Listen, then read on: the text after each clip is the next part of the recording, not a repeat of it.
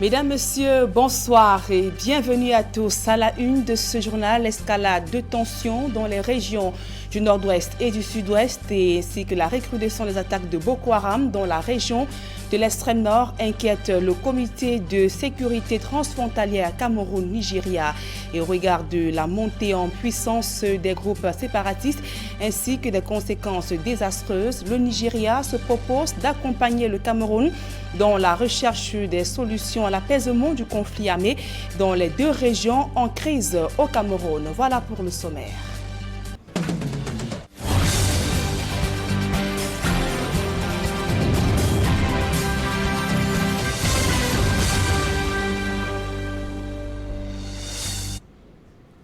Mesdames, Messieurs, une fois encore, bonsoir et merci d'honorer ce rendez-vous de l'information sur Equinox Télévision. Les attaques répétées du groupe terroriste Boko Haram et la question du rapatriement des réfugiés de la crise anglophone au Nigeria préoccupent le comité de sécurité transfrontalière Cameroun-Nigeria réuni à Yaoundé à l'occasion de sa 7e session. Le comité envisage de renforcer la coopération en matière de sécurité. Le Nigeria qui se propose d'ailleurs d'accompagner le Cameroun dans la recherche des solutions à cette crise socio-politique. D'autres précisions dans ce reportage de Guizot. C'est l'ère de la tolérance zéro au sujet des délits commis par les citoyens camerounais et nigérians qui veulent se mettre à l'abri des poursuites judiciaires dans l'un et l'autre pays. Paul Atanganji l'a rappelé au deuxième jour des travaux de la 7e session de la Commission de sécurité transfrontalière Cameroun-Nigeria à Yaoundé devant les gouverneurs des régions des deux pays concernés par cette question. Les deux chefs d'État ont été clairs qu'en aucun cas quelqu'un pourra commettre les actes criminels au Nigeria pour venir se réfugier au Cameroun ou que quelqu'un va commettre des actes criminels au Cameroun pour aller se réfugier au Nigeria. Mais sur le sujet des menaces qui pèsent sur les deux pays, si Yaoundé pointe sans détour la crise anglophone, Abuja en fait pourtant, tout en soulignant plutôt que la lutte contre le terrorisme ne peut occulter les autres aspects. Well, you cannot pursue terrorists and abandon other transnational security challenges like armed banditry and drug trafficking or even proliferation of small arms.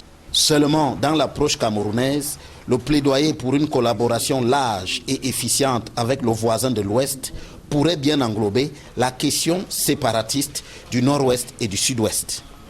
Donc le forum du gouverneur a pour but d'examiner les menaces et de proposer les mesures idoines afin de traquer les menaces, parmi lesquelles la lutte contre Boko Haram qui reste un défi majeur, la situation dans les régions du nord-ouest et du sud-ouest compte tenu des proximités des frontières, la lutte contre le trafic des armes, les munitions et la drogue.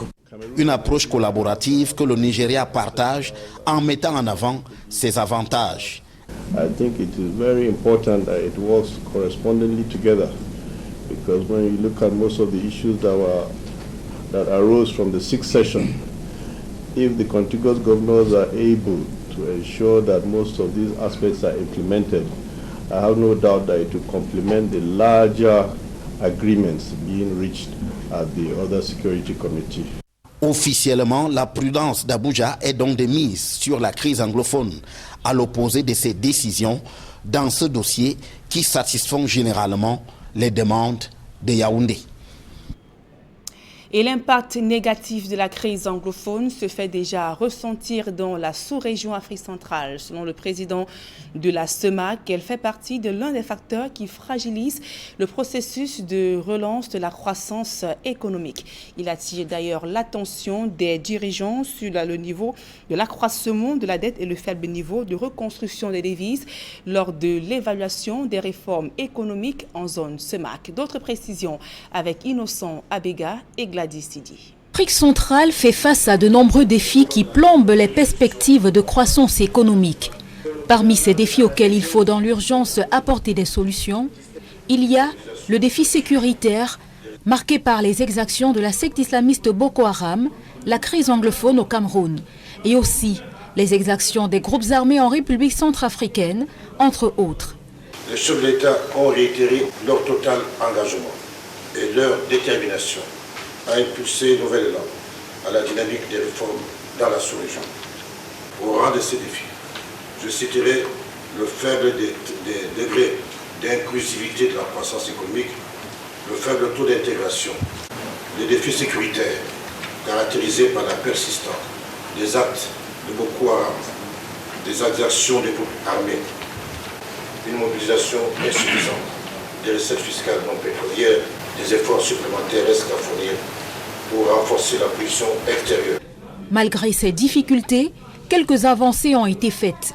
L'élargissement de l'assiette fiscale et surtout la fusion des 2 marchés financiers dans la sous-région ainsi que l'application des programmes économiques et financiers soutenus par le Fonds monétaire international dans 4 pays de la sous-région. Le premier défi d'abord c'était de faire en sorte que les 2 bourses soient unifiées. C'était d'abord le premier défi. Le deuxième défi, ça va être l'accompagnement de nos entreprises et de pouvoir proposer désormais aux différents acteurs économiques de la sous-région des moyens financiers structurés qui soient différents des moyens financiers classiques des banques commerciales. Les changements sont là. Il y a déjà de nouveaux responsables qui sont en place. Il y a une philosophie nouvelle basée sur l'intégration. Vous savez quand même que la communauté est d'abord un ensemble de volontés étatiques et personnelles qui doit, n'est-ce pas, permettre le développement de toute une région. Maintenant, la bourse vient accompagner, n'est-ce pas, les États pour pouvoir trouver de nouvelles sources de financement. Il ne s'agira plus d'avoir une bourse nationale comme nous avions dans le passé, qui était basée uniquement au Cameroun, et une bourse régionale qui, quelque part, avait quelques difficultés à pouvoir agir sur l'ensemble de la région. Maintenant qu'il y a une unité totale, il y a une intégration totale des marchés avec la bourse des valeurs d'Afrique centrale nouvelle basée à Douala, avec le régulateur basé à Libreville et avec tous les acteurs aujourd'hui qui sont agréés, qui sont connus.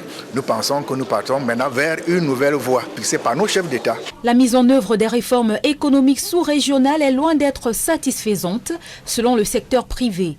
L'épineuse question du rapatriement des avoirs extérieurs et la bonne gouvernance sont des équations encore difficiles à résoudre dans la sous-région en proie à des crises multiformes. Et la commune de Bangassina a mal à son développement, et ce en dépit des ressources naturelles du riche potentiel minier et agricole qu'elle regorge. L'exploitation artisanale du sable, par exemple, ne profite pas aux riverains, et c'est dans un tel contexte marqué par de défis que le compte administratif et de gestion 2018 ont été adoptés sous fond de bataille dans la perspective des échéances électorales à venir au Cameroun. Charles Melingui, Marcelin Gansop. L'exploitation artisanale du sable, voilà l'une des activités phares du village Yobokolo, dans l'arrondissement de Bangassina. Des exploitants se donnent à cœur joie, faisant gonfler les recettes de la mairie locale. Mais seulement, les riverains ne tirent pas suffisamment avantage de cette activité pourtant très rentable, puisque pour chaque tour effectué, la mairie perçoit 3 000 francs CFA par camion. Les difficultés, c'est l'état de la route, parce que la route ne passe pas. Le chauffeur n'entre plus ici parce que ça fatigue et les propriétaires camions pleurent que les camions vont se gâter. 3 mois avec le sable à terre, pas d'entrée des camions. Et nous, ça nous fatigue. Je suis obligé d'effectuer la menuiserie comme métier maintenant parce qu'il n'y a pas moyen ici. Une difficulté parmi tant d'autres, corroborée par cet habitant du village Yobokolo. Premier point, c'est le problème de développement. Et quand on parle du problème de développement, ça regarde tout le plan. On peut citer la route, la santé, l'éducation, pour ne citer que ça. Et en dehors de ces problèmes, nous avons beaucoup de conséquences qui sont liées à cette exploitation. On peut citer les problèmes de santé qui sont dus au bruit des bennes, 24 heures sur 24. Il y a le problème de la délinquance. Des problèmes qui n'échappent pas aux autorités du département. Au premier rang, le maire de la commune de Bangassina, dont la municipalité est le principal bénéficiaire de cette exploitation. En 2014, je suis allé à Monatélé, j'ai rencontré le maire de Monatélé pour lui demander comment on peut créer des carrières de sable, comment vous avez fait pour créer des carrières de sable. Et au vu de nos échanges, il m'a amené des opérateurs économiques et nous avons créé des carrières de sable. C'est au vu de tout ça que notre compte administratif est boosté. Aujourd'hui, nous sommes à 577 millions grâce à l'ensemble des recettes. Reste que les populations doivent profiter de cette activité. C'est ce à quoi s'attelle le délégué départemental des mines du Bas-Mekim. Lui qui rappelle constamment à l'exécutif municipal l'impérieuse nécessité d'aller encore plus loin dans la satisfaction des besoins des populations ainsi que l'amélioration de leur cadre et conditions de vie. Nous attirons l'attention de la hiérarchie sur les enjeux de cette activité. Ce que la commune opère, mais il y a aussi un aspect social. Nous avons remarqué le chef par exemple de Yebocolor qui a publiquement remercié un opérateur qui a ouvert une carrière là-bas et a employé beaucoup de jeunes qui vadrouillaient. Et du coup, ça a baissé un peu le taux de criminalité, si je peux dire, de l'oisiveté. Vous arrivez dans les carrefours, vous trouvez des jeunes en train de barader, boire, les riverains. Certains demandent souvent la construction des salles de classe, les bancs. Il y a un qui a fait même un forage d'eau. L'exploitation du sable utilise une main-d'œuvre non négligeable à Yebocolor. C'est une mine d'or dont la gestion contraste malheureusement avec l'enclavement inquiétant qui caractérise ce village de l'arrondissement de Bangassina dans le département du Bas-Mekim. Dans l'ensemble, il y a du pain sur la planche pour impulser le développement de Bangassina, même si l'exécutif municipal se satisfait de son bilan au moment où l'on amorce le dernier virage avant les prochaines échéances électorales. Nous avons fait le centre de santé, on va construire un centre de santé à Yebocolor, un centre de santé à Badissa, la finition du centre de santé de Badissa, la réhabilitation de la ligne électrique Kafou Kondongo, Biatombo et Yebocolor, la construction avec le PNDP de la ligne électrique des villages Yanga, le reprofilage simple de la route Kafou Kondongo, Biatombo, Yanga et Dané, et l'adduction d'eau. Nous avons 8 forages que nous avons construits dans les différents villages. En présidant le conseil municipal consacré à l'adoption des comptes administratifs et de gestion, le premier adjoint préfectoral du Bas-Mekim, conscient des batailles de succession qui ont déjà commencé, a demandé aux uns et aux autres de tempérer leurs ardeurs et d'accorder pour l'instant la priorité à la poursuite des réalisations en faveur des populations. Privez-nous donc de ces clichés désolants qui sont des sports favoris ailleurs, qui voudraient qu'on saisisse l'occasion pour le conseil de fin de mandat pour flinguer, permettez-moi l'expression, les potentiels adversaires et se positionner politiquement. Les jours qui viennent vous permettront de démontrer vos talents et d'exprimer vos aspirations, somme toute légitimes. Voilà qui augure des batailles futures pour le contrôle de la commune, au riche potentiel minier et agricole, mais qui est encore à la traîne. Et les mauvaises pratiques agricoles et d'élevage sur le mont Bamboutos entraînent la baisse du niveau d'eau dans certaines régions du pays, à savoir l'ouest, ainsi que les régions du nord-ouest et du sud-ouest camerounais. Pour pallier à cette situation, des experts du ministère des Forêts et de la Faune proposent d'autres méthodes basées sur l'agroécologie et du planting des arbres. Le reportage de Claire Sakem. Le mont Bamboutos, deuxième château d'eau du Cameroun, après la Damawa, alimente 3 régions, l'ouest, le nord-ouest et le sud-ouest. La forte pratique agricole et la déforestation qui s'y exerce entraînent la disparition du couvert végétal et par conséquent le lessillage des sols. C'est ce qui impacte la nappe phréatique à partir de laquelle plusieurs cours d'eau y prennent leur source. Le risque qu'il y a sur la dégradation du mont Bamboutos, c'est le risque de la baisse du niveau d'eau à l'ouest et au nord-ouest, au sud-est. Parce qu'en fait, c'est le corridor, on peut dire c'est là où la source d'eau de toute la région, de 3 régions. Donc on voit que si le massif se dégrade dangereusement, on est en train de virer à un changement drastique qui va impacter sur l'approvisionnement en eau dans la région. Plusieurs solutions sont proposées comme palliatives à ce problème, donc entre autres la pratique d'une agriculture intensive, le reboisement, d'où l'initiative d'une journée de planting des arbres Mont Bamboutos. Quand vous voyez là, avant ici là, le MINFOP sont plantés les arbres. Ils ont planté, mais aujourd'hui là, parce que les gens font les choses agriculture, ils ont détruit tout l'endroit. Aujourd'hui, on est en train de planter les arbres. On va planter 500 000 des arbres aujourd'hui, par tout l'endroit des Mont Bamboutos. Une initiative qui est saluée par les populations et riveraines. Nous encourageons la plantation des arbres fruitiers Quand un citoyen, vous voyez, je vous ai dit à Bangang, j'ai une densité de 1000 habitants au kilomètre carré. Il y a une rareté des terres. Mais un citoyen qui voit qu'on va planter les arbres chez lui, occuper des hectares, et lui n'aura plus un espace où cultiver. Mais s'il sent qu'on plante, par exemple, les avocatiers et d'autres arbres fruitiers, et là, il trouve son intérêt. Ce projet, qui va s'étendre sur 15 ans, vise à planter 15 millions d'arbres dans 3 régions, à savoir le nord-ouest, le sud-ouest et l'ouest. L'actualité à l'international, à présent, les États-Unis ont célébré hier 4 juin la fête nationale, notamment l'Independence Day. Et pour la première fois, cette célébration a été marquée par un défilé militaire du discours de Donald Trump, président américain, en lieu et place du rendez-vous civil et apolitique traditionnel. Cependant, ce changement n'a pas été bien accueilli au sein des démocrates qui y voient plutôt un meeting de campagne. Ambiance de célébration dans ce reportage de Bruno Kemayou et de Guillaume Choupo-Safi, nos correspondants à Washington. 1776-2019, cela fait pratiquement 243 ans que les États-Unis célèbrent leur indépendance.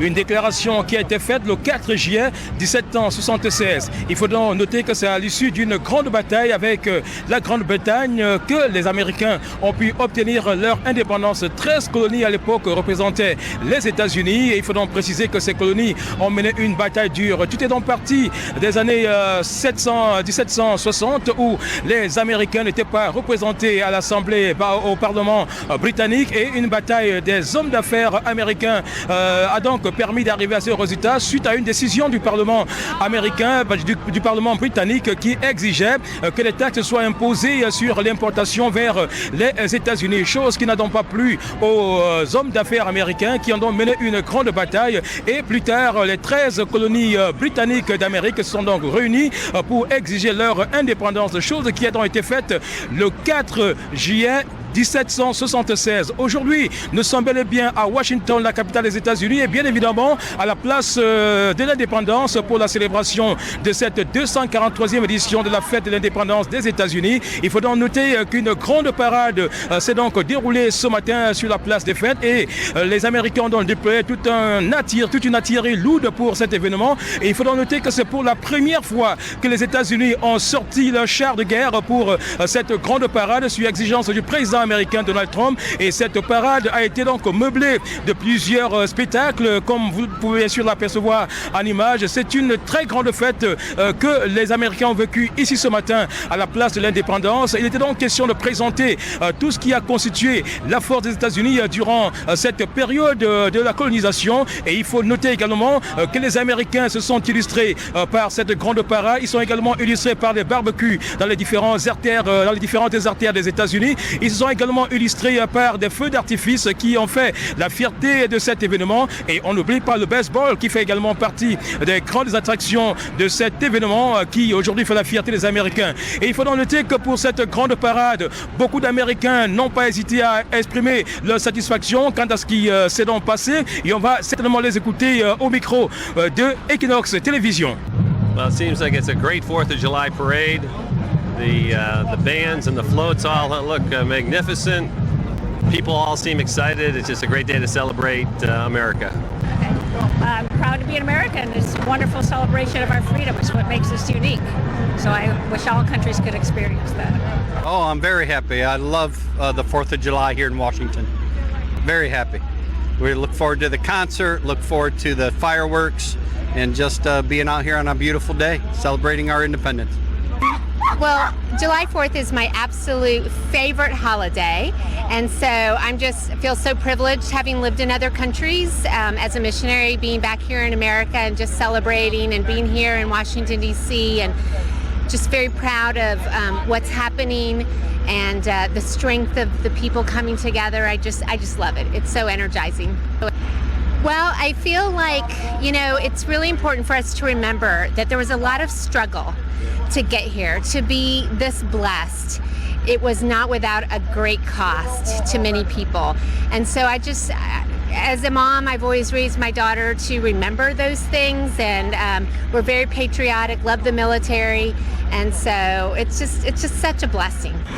Voilà Equinox Télévision qui est donc au cœur de cette grande actualité aux États-Unis.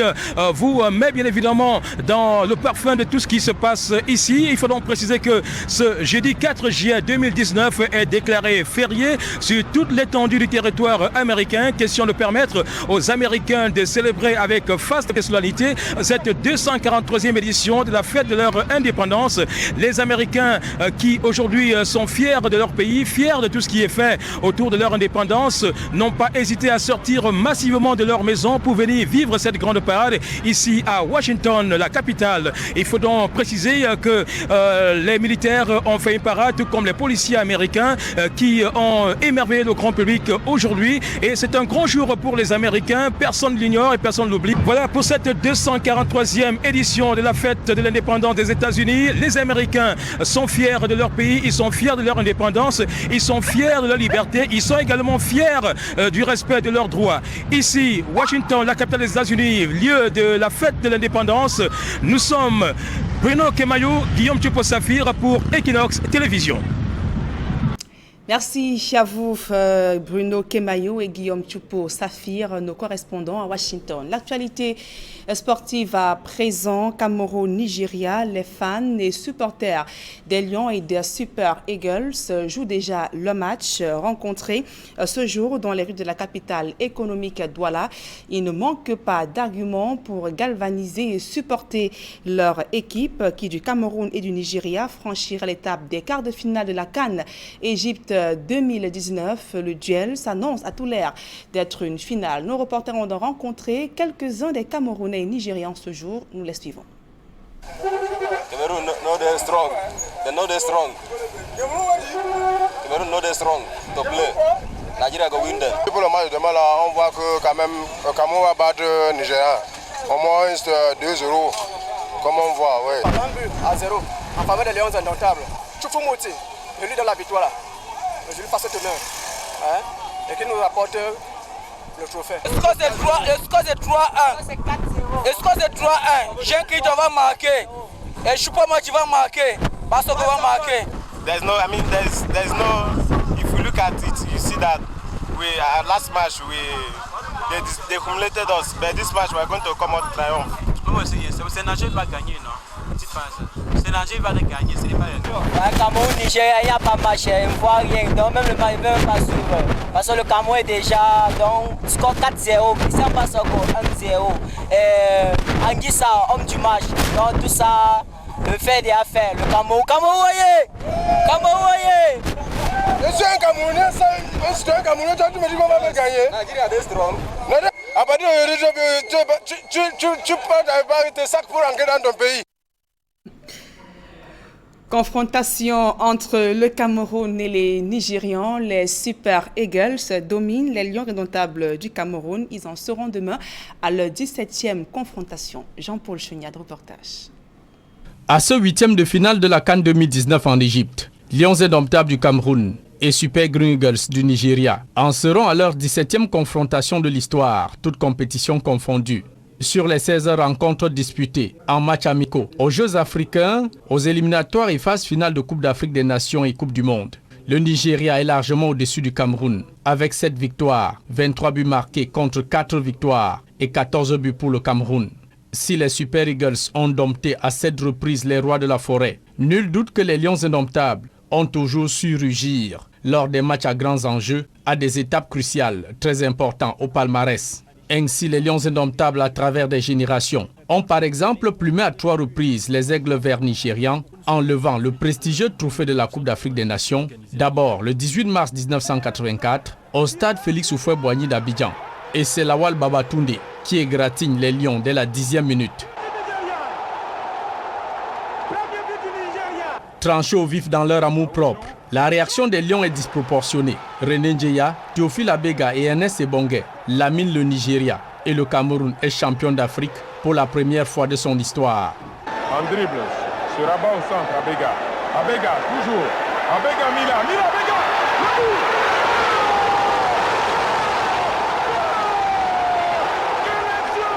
4 ans plus tard, les Super Eagles, très revanchards du coup de 1984, arrivent au Maroc avec une rage de vaincre sans précédent. Sam Okwaraji sonne la charge dès la 2e minute en match de groupe. Mené 1-0 au stade Moulay Abdallah de Rabat ce 17 mars 88, Roger Mila calme les ardeurs nigérianes à la 21e minute. Un but partout, Lions Indomptables et Super Eagles se retrouvent encore en finale.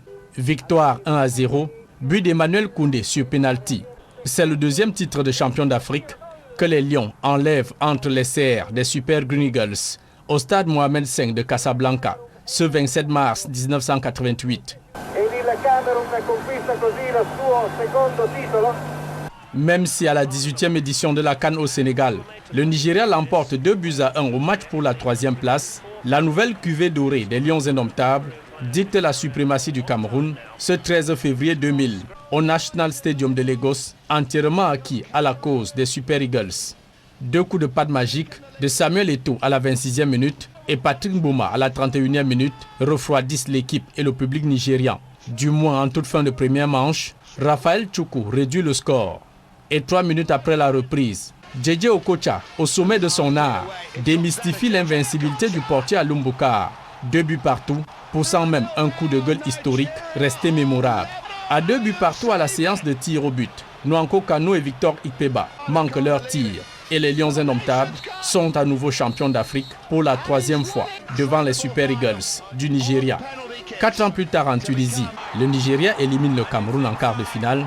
Pourtant, Samuel Eto'o a ouvert le score à la 42e minute. Mais John Utaka et JJ Okocha privent le Cameroun des demi-finales ce 8 février 2004 à Monastir. Et en éliminatoire de Coupe du Monde, le Nigeria a par 2 fois barré la voie au Cameroun en 1968 pour le mondial mexicain de 1970, pièce de monnaie que les Lions leur remettaient aux éliminatoires d'Italie 90.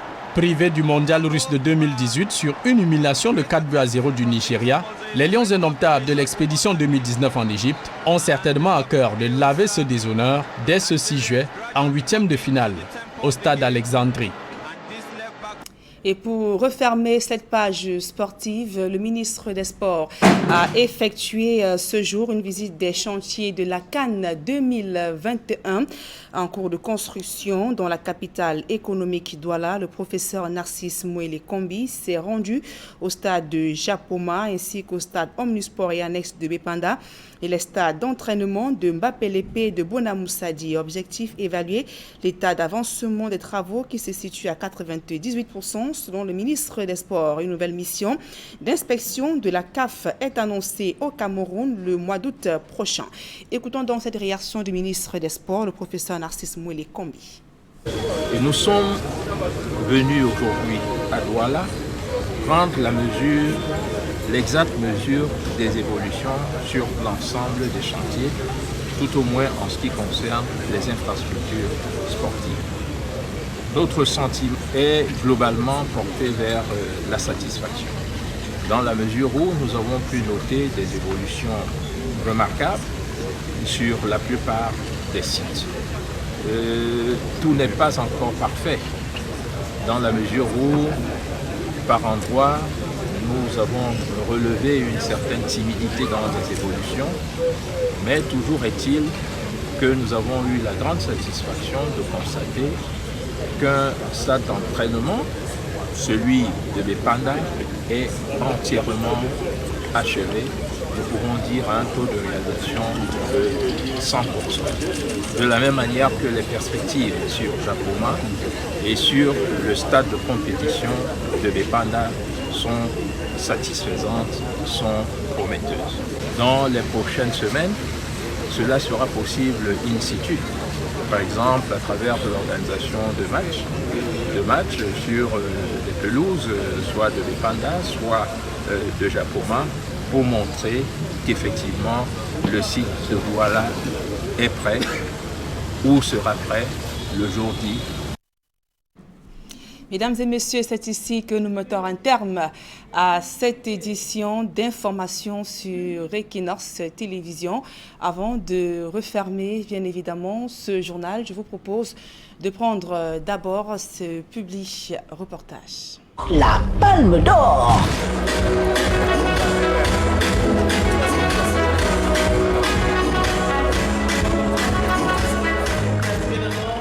« 78 étudiants issus de 5 filières ont reçu leur diplôme à l'Institut universitaire de la Côte.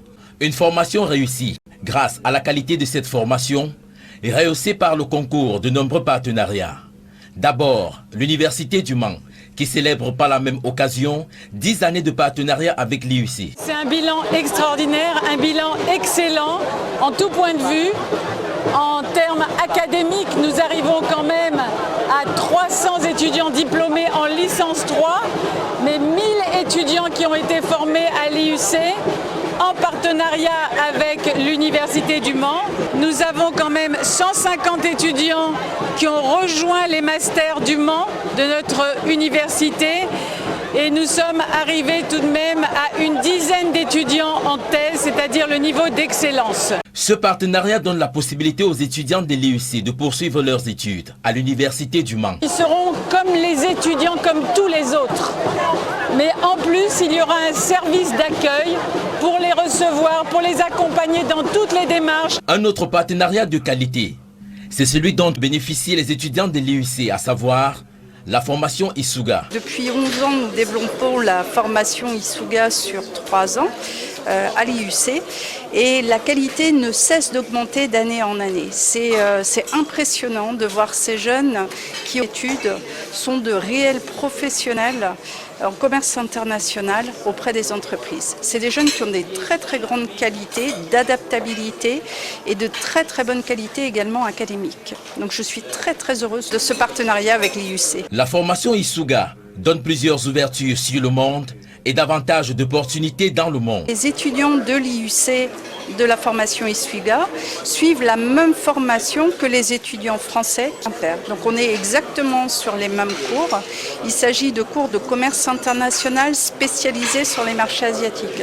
Donc c'est des jeunes qui vont combiner des compétences en commerce international, des connaissances sur la zone Asie et aussi la pratique d'une langue asiatique comme le chinois ou le japonais. Les nombreux partenariats entre l'IUC et les instituts supérieurs étrangers sont approuvés par le ministère de l'Enseignement supérieur. Ces partenariats font également la fierté de tout un pays. La promotion d'un label de qualité obéissant aux standards internationaux est une préoccupation du ministère de l'Enseignement supérieur. Et c'est tout naturellement que le ministre a accepté que nous puissions assister à cette cérémonie pour cautionner ce qui se fait ici à l'IUC de Douala, qui devient de manière incontournable un pôle d'excellence en matière de formation universitaire, en l'occurrence consacré par ses licences et bachelors. L'Institut universitaire de la Côte, numéro 1 national au BTS 2018, donne rendez-vous aux candidats désireux de bénéficier d'une formation de qualité pour un concours qui se déroulera le 27 juillet 2019. À Douala, au campus IUC Akwa-Elor-Bessou, à Yaoundé, ENSP et au lycée bilingue de Bafoussam. C'est avec ce reportage sur la remise des diplômes aux étudiants de l'Institut universitaire de la Côte que nous mettons donc un terme à cette édition d'informations sur Equinox Télévision. Dans un instant, le débrief du journal avec Kedira et ses invités sur le plateau d'Equinox Soir. Kedira. Merci à vous Nadine Yambo pour ces éléments de la rédaction centrale d'Equinox Télévision que vous nous avez présentés dans ce journal de 20h. On vous souhaite un très bon week-end de votre côté. Merci à vous, merci Kedira ainsi qu'à vous. Et sur ce plateau, avec mes invités, le débat se poursuit. On a eu une première partie sur laquelle on revenait sur la contrefaçon. Dans la seconde partie, il est essentiellement question de revenir sur des éléments du journal. C'est le débrief.